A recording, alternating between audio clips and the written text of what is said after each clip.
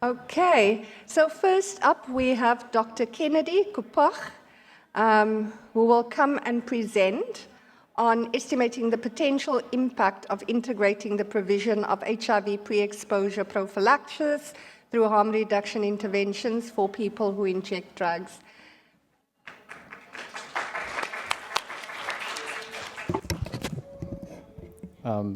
Thank you for having me. I'm going to present our work on modeling the impact of integrating the provision of HIV pre-exposure prophylaxis through harm reduction interventions for people who inject drugs. This is the work that we've done with my colleagues at the University of Bristol, alongside other people that I'll acknowledge. As a way of background, pre-exposure prophylaxis has been shown to be effective in reducing HIV transmission.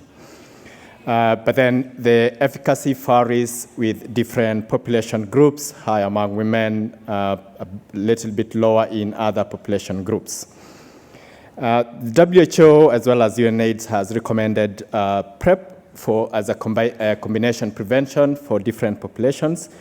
However, among people who inject drugs, the uptake and coverage is still low, with PEPFAR supporting or accounting to about 90% of the global initiations on PrEP. And so globally, in 2024, there were about 13,000 people who inject drugs, but this is really still low. And equally, studies showing willingness on PrEP, as well as uptake, including adherence among people who inject drugs, is still low. In terms of methods that we used in our work, we developed a static model that estimates the short-term impact of provision of PrEP to people who inject drugs, and this is if it's presented in NSP and OAT for different countries. I would like to request the tech people to increase the screens a bit. I'm struggling. Thank you. Appreciate there we go. Okay. So I'll say that we developed a static model to estimate the short-term impact of providing PrEP to people who inject drugs through NSP and OAT sites. And how we did this is that for each country that we modeled, we've used the number and proportion of HIV negative on OAT and NSP that could be put on PrEP, and that is a coverage. And then we estimate the relative decrease in new HIV infections that could occur over 1 year if PrEP is provided to a proportion of people who inject drug. And also among 5 countries with recent high HIV incidence, we've done another estimation to identify what would be the number of new HIV infections affected by PrEP integration. In terms of model parameterization, we've used country-specific as well as global data. That's through systematic review on number of people, the population sizes, the prevalence, as well as incidence, and the number of people on OAT and NSP. We've also used systematic review data on the effectiveness of PrEP, the effectiveness of OAT and NSP in reducing HIV infections. And we've used incidence for the 5 countries that I mentioned that come from recent studies. We developed a baseline scenario that assumes that 50% of the coverage of PrEP among people who use drug, that is putting onto PrEP 50% of people who inject drugs who are on NSP and OAT. And we compared this to a counterfactual scenario where PrEP is not being offered. And we've run this using a number of uncertainty analyses to ensure that we cover all the uncertainty that is in the data that we are using. Looking into the results, overall, there were 76 countries with data on people who inject drugs. That's the data that was required to parameterize this model, and this is about 85% of the global population of people who inject drugs. But then we restricted our analysis to 41 countries, and these are countries with high prevalence countries that we've defined as countries with 5% prevalence, and this is 77% of the global people who inject drugs population. We estimate that combined, the coverage of NSP is about 44%. And if we provide PrEP to about 50% of the HIV-negative population on OAT and NSP, that would require about 923,000 people inject drugs to be put on PrEP. And as you can see in that chart that's showing the number to be put on PrEP at 50% of the coverage on NSP across the different countries that we've modeled, it varies at different countries dependent on coverages, and it's higher in a few countries, USA, China, Ukraine, and others. When we looked at the impact of PrEP on infections averted, this is highly variable.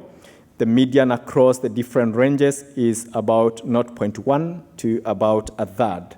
And these depend on coverage of OAT and NSP in each of these countries. For countries that had low coverage, that's coverage of OAT and NSP that's less than 20%, that would revert up to about 1.7% of new HIV infections within a year.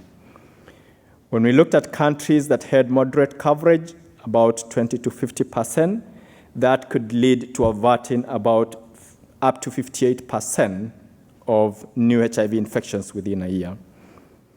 If we looked at countries with high coverage, and that is coverage of 50% and above, that would go high, that could go up to about a third. Sorry, I think I was giving the coverage. That could go about a third of infections averted. I'm sorry about that. When we looked at the impact on infections averted, this is highly variable, and it differs by countries. In 14 countries, that goes up to 0.1 to 3 infections averted in that table. For countries that have moderate OAT and NSP coverage, the infections averted will be between 4.8 and 10.8%, and about 12 to 35% for countries with high coverage. PrEP impact is limited by OAT and NSP coverage in these different countries.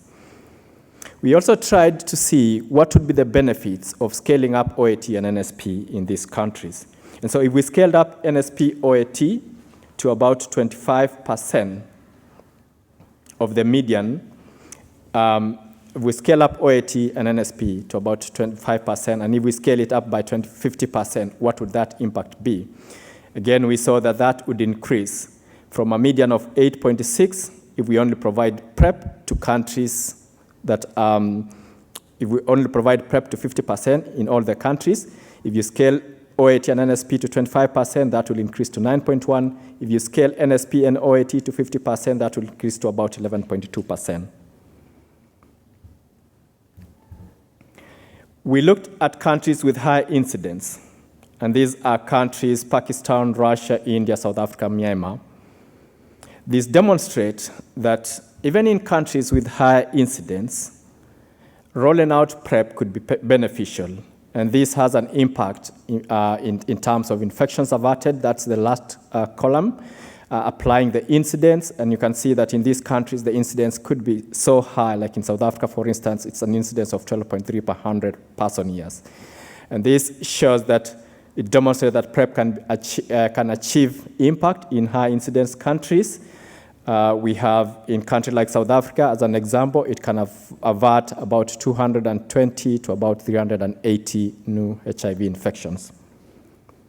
In summary, introducing PrEP among people on OAT and NSP could reduce incidence by up to a third.